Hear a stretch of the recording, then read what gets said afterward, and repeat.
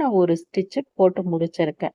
கிளியரா தெரியுது உங்களுக்கு வி ஸ்டிச்சு.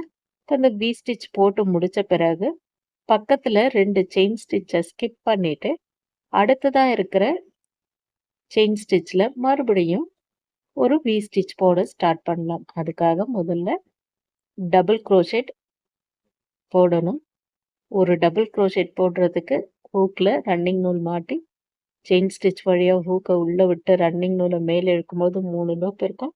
முதல் 2 லூப் வழியா இழுக்கணும். அடுத்த 2 லூப் வழியா ரன்னிங் நூலை எடுத்தோம்னா ஒரு டபுள் க்ரோஷெட் கிடைச்சது. இப்போ இதுக்கப்புறம் ஒரு செயின் ஸ்டிச் போடணும். இந்த செயின் ஸ்டிச் போடுறதால தான் அது வி ஸ்டிச் போல கரெக்டாக நமக்கு இருக்கு. அதுவும் இல்லாமல் இந்த ஒரே ஸ்டிச்சில் 2 டபுள் க்ரோஷெட் போடும் பொழுது அது வியாக மாறுது. இப்போ 2 லூப் வழியாக எடுத்திருக்கோம். அடுத்த 2 லூப் வழியாக எடுத்தோம்னா வி ஸ்டிச் கிடைச்சிரும். அடுத்தது 2 செயின் ஸ்டிச் ஸ்கிப் பண்ணிட்டு மறுபடியும் வி ஸ்டிச் போட ஸ்டார்ட் பண்ணணும்.